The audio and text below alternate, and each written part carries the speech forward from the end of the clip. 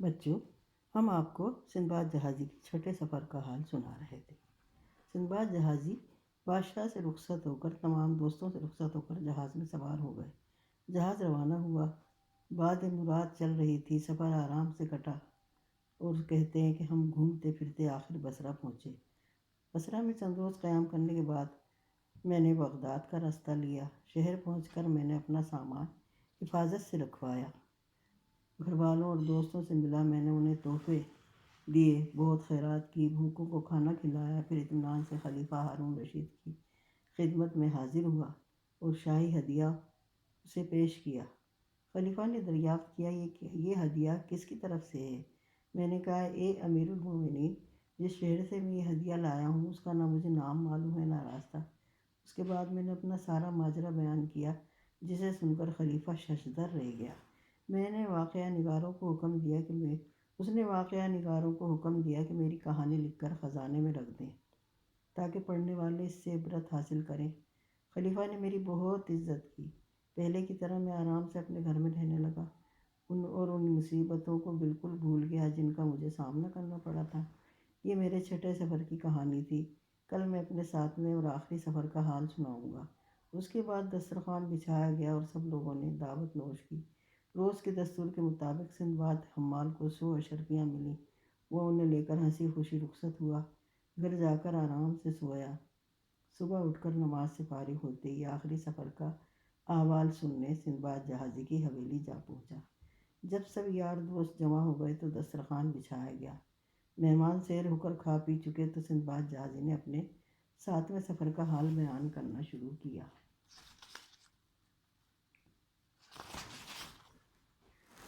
چھوٹے سفر سے واپس آ کر میں پہلے کی طرح عیش و عشرت کی زندگی گزارنے لگا۔ مجھے کچھ کرنے کی ضرورت نہ تھی۔ میرے پاس اتنی دولت جمع ہو چکی تھی کہ اسے پوری طرح خرچ کرنا تقریباً ناممکن نظر آتا تھا۔ اس کے باوجود سیر اور سفر کا خیال دل کو کھینچتا رہتا تھا۔ آخر مجھ سے رہا نہ گیا اور سوداگری کا عمدہ سامان لے کر بصرہ جا پہنچا۔ وہاں ایک جہاز سفر پر روانہ ہونے کے لیے بادبان کھول رہا تھا۔ بڑے بڑے تاجر جہاز میں موجود تھے۔ میں نے فوراً جہاز پر اپنا سامان لدوایا اور ان کا ساتھی بن گیا۔ جان پہچان ہونے میں کیا دیر لگتی ہے، میری ان سے اچھی نبھ گئی۔ چلتے چلتے ہم ایک جگہ پہنچے جس کا نام چین تھا۔ ہم سب خوش تھے، بیٹھے سفر اور تجارت کی باتیں کر رہے تھے۔ اتنے میں آندھی آئی، اس زور کا محور تھا کہ ہم سب بھیگ گئے اور ہمارا سامان بھی۔ ہم نے جلدی سامان کو نمدوں اور بوریوں سے ڈھک دیا تاکہ بارش سے خراب نہ ہو۔ خدا سے دعا مانگنے لگے کہ اس ناگہانی آفت سے ہمیں چھٹکارا ملے۔ ادھر کپتان نے اپنی کمر کسی پائچے چڑھائے اور مستول پر چڑھ کر دائیں بائیں نظر دوڑائی۔ پھر ہماری طرف دیکھ کر سر پیٹنے اور داڑھی نوچنے لگا۔ ہم نے کہا، کپتان صاحب، کوئی خیر کی خبر سناؤ۔ اس نے جواب دیا، اب خیر کی خبر کہاں، خدا سے دعا مانگو ہمیں نجات حاصل ہو۔ آندھی نے ہم پر غالب آ کر ہمیں دنیا کے آخری سمندر میں لا پھینکا ہے۔ یہ کہہ کر مستول سے اترا، ایک صندوق کھول کر ایک کتاب نکالی، کچھ پڑھا اور کہنے لگا، اے جہاز والوں، اس کتاب میں ایک عجیب بات لکھی ہے۔ جو اس سمندر میں پہنچا وہ بچ کر نہ نکلا بلکہ ہلاک ہو گیا۔ اس سمندر کے ساتھ جو ملک ہے اس کا نام اقلیم الملوک ہے۔ یہاں حضرت سلیمان بن داؤد کی قبر ہے۔ جو کشتی یہاں پہنچتی ہے اسے سمندر سے ایک مچھلی نگل جاتی ہے۔ ہم حیران پریشان ہو کر کپتان کی باتیں سن رہے تھے۔ جہاز اوپر نیچے اچھلنے لگا اور بجلی کی کڑک سنائی دی۔ ڈر کے مارے ہمارا برا حال ہو گیا۔ اتنی دیر میں ایک پہاڑ جیسی مچھلی جہاز کے سامنے آ پہنچی۔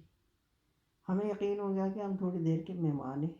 ہم مچھلی کی ڈراؤنی شکل پر تعجب کر رہے تھے کہ ایک اور مچھلی آدم کی اور ڈیل ڈول اور ڈراؤنے پن میں پہلی مچھلی سے بھی 10 ہاتھ آگے تھی۔ ہم میں سے کوئی ایسا نہ تھا جو زار قطار نہ رو رہا ہو۔ اتنے میں تیسری مچھلی آ گئی جو باقی دونوں سے زیادہ لمبی چوڑی تھی۔ تینوں مچھلیاں جہاز کے گرد چکر کاٹنے لگیں۔ تیسری مچھلی چاہتی تھی کہ پورے کے پورے جہاز کو ایک ہی دفعہ میں اڑپ کر جائے۔ اچانک ہوا اس زور سے چلی کہ جہاز کو تیر کی طرح مچھلیوں سے دور اڑا لے گئی۔ بدنصیبی نے پھر بھی ہمارا ساتھ نہ چھوڑا۔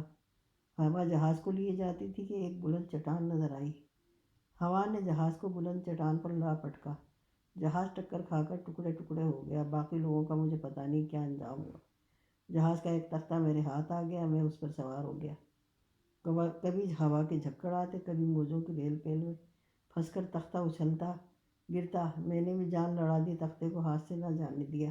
میں دل میں کہتا تھا، سندباد جہازی تو سمندر کے سفر سے باز کیوں نہیں آتا؟ تجھے یاد نہیں ہر سفر میں مرنے سے بال بال بچتا رہا ہے؟ تو اتنا لالچی ہے کہ پچھلی تمام مصیبتوں کو بھول کر دولت اکٹھی کرنے نکل پڑتا ہے۔ کیا تیرے پاس مال و دولت کی کوئی کمی تھی؟ یا اللہ، میری توبہ، ہزار بار توبہ، جو اب کبھی سفر کروں یا سفر کا خیال بھی دل میں لاؤں۔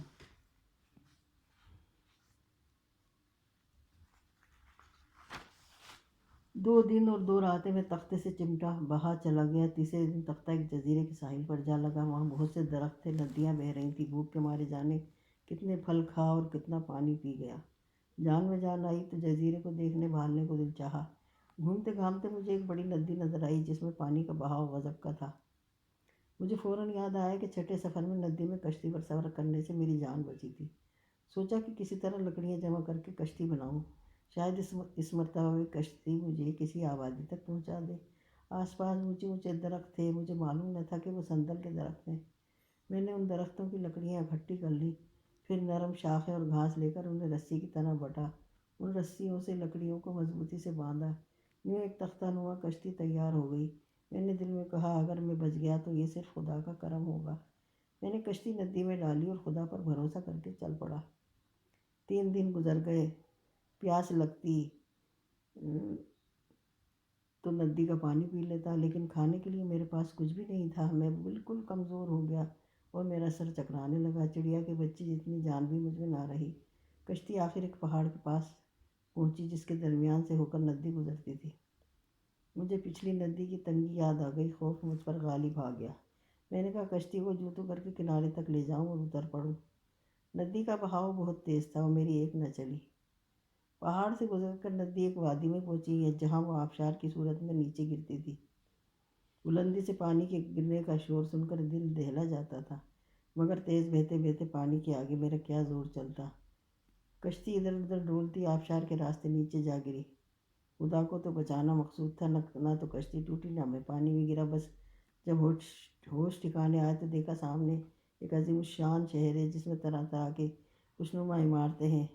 شہر والوں نے جو مجھے اس طرح بہتے دیکھا تو جال اور رسے پھینک کر کشتی کو جکڑ لیا، کشتی کھینچ کر کنارے پر لے آئے۔ میں وہاں آ کر گر پڑا۔ بھوک، پیاس، مسلسل جاگنے، تھکاوٹ اور ڈر سے مجھ میں ذرا دم نہ تھا۔ جو بھیڑ میرے ارد گرد جمع تھی اس میں سے ایک بوڑھا میری طرف بڑھا جو نہایت باروب تھا، قد لمبا، جسم صحت مند، سر کے بال اور داڑھی سفید۔ وہ مجھے حمام میں لے گیا۔ میں نے پھٹے پرانے میلے کچیلے کپڑے اتار پھینکے اور نہا کر نیا لباس پہنا جو بڑے میاں نے فراہم کیا تھا۔ حمام سے وہ مجھے اپنے گھر لے گیا۔ گھر والے مجھے دیکھ کر خوش ہوئے۔ مجھے ایک سجے ہوئے کمرے میں بٹھایا گیا۔ میرے سامنے نہایت عمدہ کھانے چن دیے گئے۔ میں نے پیٹ بھر کر کھایا اور مزے مزے کے شربت پیے۔ بڑے میاں نے اپنے مکان کے پہلو میں ایک گھر میرے رہنے کے لیے خالی کرا دیا۔ کئی ملازم میری خدمت کے لیے مقرر کیے۔ 3 دن تک میں صبح شام بہترین کھانوں سے لطف اندوز ہوتا رہا۔ جو کمزوری مجھے سفر کے دوران میں لاحق ہوئی تھی بالکل دور ہو گئی۔ چوتھے دن بڑے میاں آئے تو کہنے لگے، بڑی خوشی کی بات ہے کہ تو پوری طرح تندرست ہو گیا۔ تجھ سے مل کر ہم سب خوش ہیں۔ میرے ساتھ چل اور جو مال تیرے پاس ہے اسے بیچ ڈال۔ جو آمدنی ہو اس سے نیا مال خرید۔ سوداگری اسی لین دین کا نام ہے۔ بڑے میاں کی باتیں سن کر میں ہکا بکا رہ گیا اور دل میں کہنے لگا، میرے پاس کون سا مال ہے جسے بیچوں گا؟ بڑے میاں کیسی بہکی بہکی باتیں کر رہے ہیں۔ میں منہ سے کچھ نہ بولا کہ بڑے میاں نے میرے ساتھ بھلائی کی تھی، ان کے کہے کو جھٹلانے کی ہمت مجھ میں نہ تھی۔ بڑے میاں بولے، میرے ساتھ بازار چل، اگر تیرے مال کی صحیح قیمت ملے تو بیچ ڈال، اگر نہ ملے تو میرے گودام میں رکھوا دے، شاید کسی اور دن اچھی قیمت مل جائے۔ میں نے دل میں سوچا کہ بڑے میاں کا کہنا ماننا ہی پڑے گا، چل کر دیکھوں تو صحیح یہ کس مال کا ذکر کر رہے ہیں۔ بازار پہنچا تو دیکھا میری کشتی وہاں کھلی پڑی ہے اور لکڑیوں کی بولی لگ رہی ہے۔ پہلی دفعہ پتہ چلا کہ میں انجانے میں ڈھیر ساری قیمتی سندل کی لکڑی لے آیا ہوں۔ تاجر بولی لگاتے رہے، 1000 دینار پر بولی ختم ہو گئی۔ بڑے میاں نے کہا، آج تو مال کے یہی دام ملیں گے، بیچنا ہے تو بیچ ڈال ورنہ کسی بہتر دن کا انتظار کر۔ میں نے کہا، بابا جی آپ کا حکم سر آنکھوں پر، جو کہیں گے میں وہی کروں گا۔ بڑے میاں بولے، کیا تو چاہتا ہے کہ سندل مجھے بیچ دے؟ دوسرے 1000 دینار دے رہے ہیں، میں 100 دینار زیادہ دوں گا۔ میں نے کہا منظور، میں نے سندل آپ کے ہاتھ بھیجا۔ بڑے میاں نے اپنے غلاموں کو حکم دیا کہ سندل اٹھا کر لے جائیں۔ وہ 1100 دینار گن کر میرے حوالے کیے۔ تھوڑے دن بعد بڑے میاں نے مجھ سے کہا بیٹا، میں تیرے سامنے ایک تجویز رکھتا ہوں، میری خواہش ہے کہ تو اسے مان لے۔ میں نے پوچھا وہ کیا ہے تجویز ہے؟ بڑے میاں نے جواب دیا میں بوڑھا ہو گیا ہوں، میرا کوئی بیٹا نہیں، میری صرف ایک بیٹی ہے جو بہت خوبصورت ہے اور بے انتہا مالدار ہے۔ میں چاہتا ہوں کہ اس کی شادی تیرے ساتھ کر دوں اور تو ہمارے ملک میں رہ جائے۔ میں یہ سن کر چپ ہو گیا اور کچھ نہ بولا۔ بڑے میاں بولے کہ میرا کہا مان لے، میں تیرا بھلا چاہتا ہوں، میری دولت کا مالک تو بنے گا۔ اگر تو تجارت کرنا چاہے یا وطن واپس جانے کی خواہش ظاہر کرے تو تجھے کوئی روکے گا نہیں۔ میں نے کہا بابا جی، آپ میرے باپ کی جگہ ہیں، میں اتنی تکلیفیں اٹھا چکا ہوں کہ عقل نے کام کرنا چھوڑ دیا ہے، آپ جو چاہیں کریں۔ یہ سن کر بڑے میاں نے قاضی اور گواہوں کو طلب کیا اور بیٹی کا نکاح میرے ساتھ کر دیا۔ جب میں نے بیٹی کو دیکھا تو وہ بہت خوبصورت تھی۔ اس کے علاوہ وہ اپنے ساتھ جتنے ہیرے جواہرات، موتی، زیورات اور قیمتی لباس لائی تھی، اتنے لاکھوں اشرفیاں خرچ کر کے بھی خریدے نہ جا سکتے تھے۔ مجھے اس سے محبت ہو گئی اور ہم دونوں بڑے آرام سے رہنے لگے۔ کچھ عرصے بعد بڑے میاں کا انتقال ہو گیا۔ اس کی تمام دولت جائیداد میری ملکیت میں آ گئی۔ اس کے غلام، نوکر چاکر میری خدمت بجا لانے لگے۔ بڑے میاں شہر میں سوداگروں کے چودھری تھے، ان کے بعد مجھے چودھری بنا دیا گیا۔ میری اجازت کے بغیر سوداگر کسی قسم کا لین دین نہیں کر سکتے تھے۔ بازاروں میں میرا حکم چلتا تھا۔ شہر والوں سے میری راہ و رسم بڑھی تو وہ ایک عجیب بات سامنے آئی۔ میں نے دیکھا ہر چاند رات کو ان کی حالت بدل جاتی ہے، ان کے پر نکل آتے ہیں اور وہ اڑ کر آسمان کی طرف جاتے ہیں۔ بچوں اور عورتوں کے سوا شہر میں کوئی نہیں رہتا۔ میں نے دل میں کہا اس دفعہ کسی سے درخواست کروں گا کہ مجھے بھی ساتھ لے چلیں۔ جب نیا چاند نکلا تو ان کی صورتیں بدل گئیں۔ میں نے ایک شخص سے کہا خدا کے لیے مجھے بھی ساتھ لے کر اڑ، میں بھی اوپر کی دنیا کی سیر کروں۔ اس نے کہا یہ ممکن نہیں، لیکن میں ضد کرتا رہا۔ آخر وہ راضی ہو گیا اور مجھے کندھوں پر بٹھا کر اڑنے لگا۔ اس بات کی خبر نہ میری بیوی کو تھی، نہ غلاموں کو، نہ دوستوں کو۔ وہ شخص مجھے ساتھ لیے اڑا چلا جاتا تھا، یہاں تک کہ ہم آسمان کے قریب پہنچ گئے اور مجھے فرشتوں کی آوازیں سنائی دی جو اللہ کی حمد و ثنا کر رہے تھے۔ حیرانی کے عالم میں میرے منہ سے نکلا پاک اللہ ہے تعریف، پاک ہے اللہ اور سب تعریفیں اس کے لیے ہیں۔ میں نے کہا کیا یہ میں نے کہا یہ تھا کہ آسمان سے شعلے ہماری طرف لپکے جل کر راکھ ہو جانے سے بچنے کے لیے تمام اڑنے والے تیزی سے نیچے اترے اور مرتے مرتے بچے۔ اس لیے مجھ سے ناراض تھے کہ اور مجھے پہاڑ پر اتار کر چلے گئے۔ میں اکیلا پہاڑ پر رہ گیا۔ میں نے خود کو برا بھلا کہا کہ نہ سیر کی حویث کرتا، نہ اس پہاڑ پر پہنچتا۔ سمجھ میں نہ آتا تھا کہ پہاڑ سے اتر کر کہاں جاؤں۔ اتنے میں دو لڑکے میرے قریب آئے جو چاند کی طرح خوبصورت تھے۔ ان کے ہاتھوں میں سونے کی چھڑیاں تھیں جن کے سہارے وہ چل رہے تھے۔ میں نے انہیں سلام کیا، انہوں نے سلام کا جواب دیا۔ میں نے متعجب ہو کر پوچھا تم کون ہو، یہاں کیسے آئے؟